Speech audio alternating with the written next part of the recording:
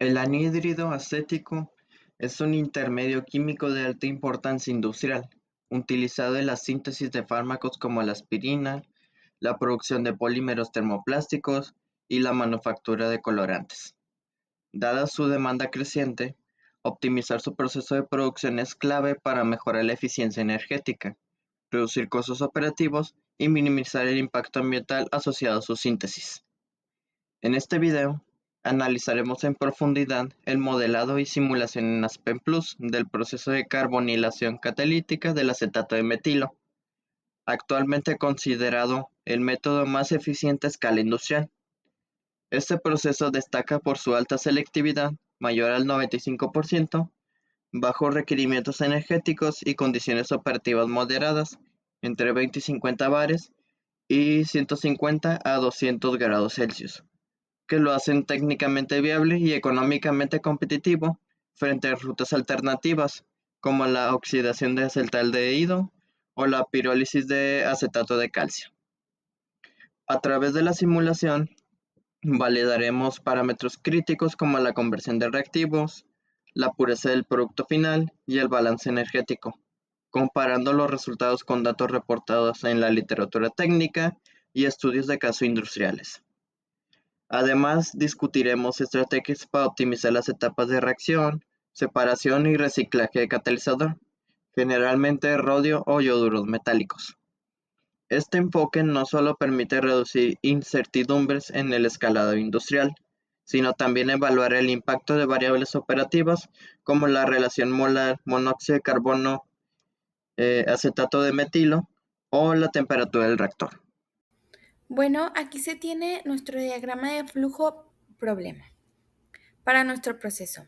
Y el proceso comienza con la alimentación de los reactivos principales, los cuales son acetato de metilo, monóxido de carbono, ácido acético reciclado y un catalizador. En este caso, un compuesto de rodio y yoduro. Estos componentes se comprimen y se precalientan hasta alcanzar una temperatura de aproximadamente 110 grados Celsius y 625 kilopascales. Luego, la mezcla es alimentada al reactor de carbonilación. El reactor opera a condiciones de 175 grados Celsius y 3450 kilopascales. Aquí es donde ocurre la reacción principal, donde el acetato de metilo reacciona con el monóxido de carbono para formar anhídrido acético, donde parte del ácido acético también participa en el equilibrio del sistema. El catalizador se mantiene en fase líquida y facilita la carbonilación selectiva. El efluente del reactor, que contiene productos, subproductos y gases no reaccionados, se dirige a una unidad flash, que opera a 188 grados Celsius y 520 kilopascales.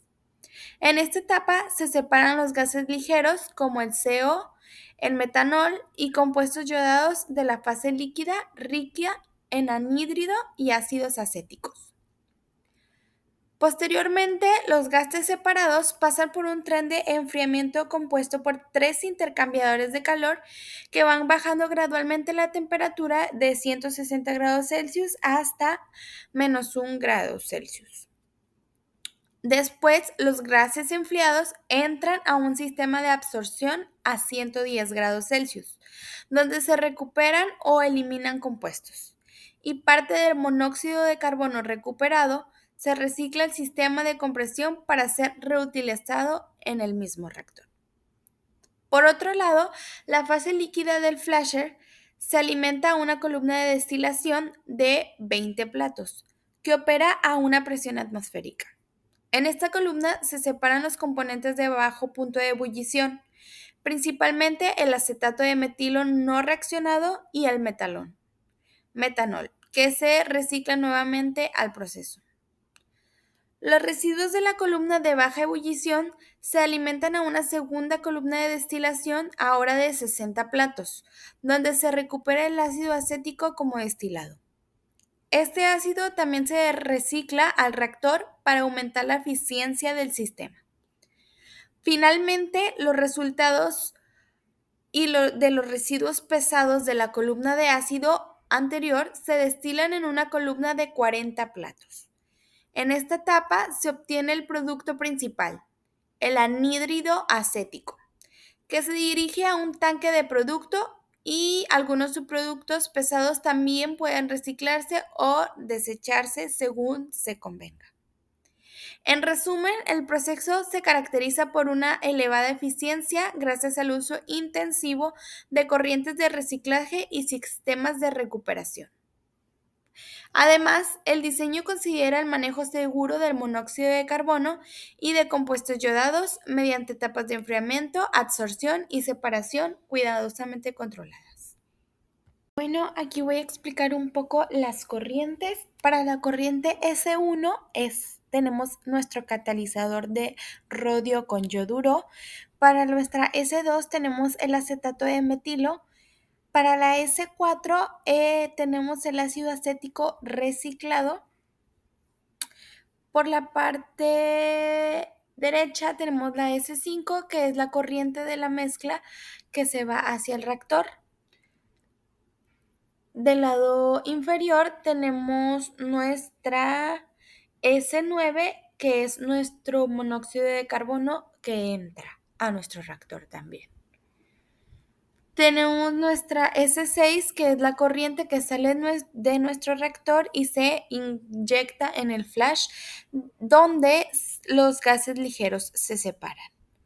Y nuestra S10 es la recirculación de los subproductos del flash hacia nuestro reactor. Para el número 1, tenemos que es la corriente de gases hacia los intercambiadores de calor y nos vamos hasta la S12, que es la salida de los gases a -1 que entran a nuestro sistema de absorción. Ya nuestro sistema de absorción tenemos que la S17 es el monóxido de carbono que sale de nuestro sistema de absorción, que el mismo que será recirculado y reciclado para el sistema. Después tenemos la S15, que es la corriente de fase líquida que sale de nuestro absorbedor para alimentar a una columna de 20 platos.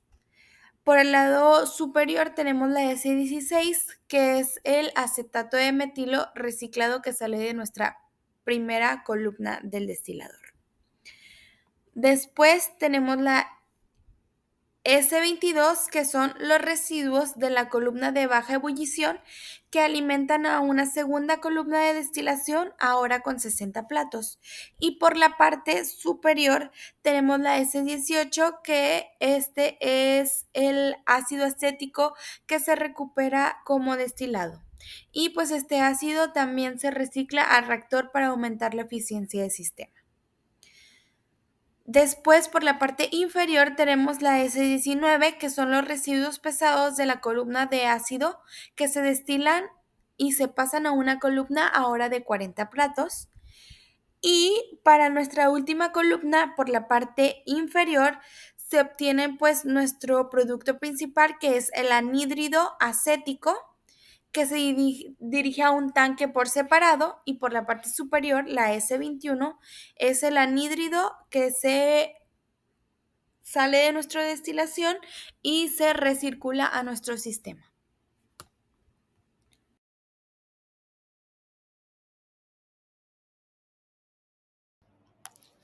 En las figuras presentadas en la diapositiva número 4 y número 5, tenemos los resultados de la simulación de Aspen. Para discutir estos, podemos encontrar que existen presencia de diferentes fases. En algunas corrientes, por ejemplo, la S3, S22 y S25, que se encuentran en fase líquida, mientras que otras como la S1, S2, S4, S5 y S6 se encuentran en fase vapor.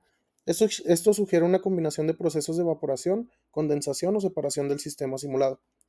También otro factor clave son las temperaturas.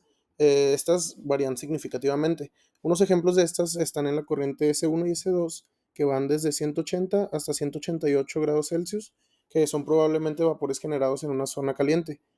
Otra de ellas es la S22, que se encuentra a menos 170 grados Celsius. Esto podría indicar una corriente criogénica o enfriada para condensación. Por último, la corriente S25, que se encuentra a una temperatura de menos 20 Celsius, también es muy fría. Quizás esta sea parte de un sistema de enfriamiento posterior. Un factor importante también son las presiones. En la mayoría de las corrientes se encuentran alrededor de 1 a 5.2 bares en promedio. La corriente S6 en específico tiene una presión alta, que es de 34.5 bares. Esto podría estar relacionado con una zona de compresión o alimentación a alta presión. Los patrones de temperatura o presión y cambio de fase sugieren un sistema con zonas de reacción o separación, posiblemente una columna de destilación reactiva o combinaciones con condensadores o enfriadores. Las diferencias entre flujos líquidos y vapores, implican zonas con intercambiadores térmicos significativos necesarios para mantener separaciones o cambios de fase.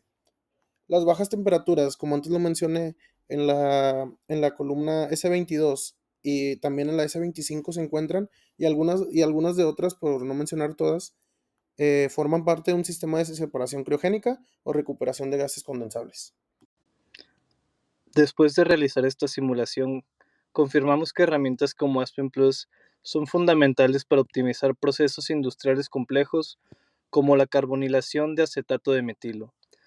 Pudimos comprobar que el modelo reproduce con precisión parámetros clave como conversión, selectividad y eficiencia energética, lo que demuestra la viabilidad técnica del proceso y su potencial para escalarse industrialmente con menor riesgo y costo.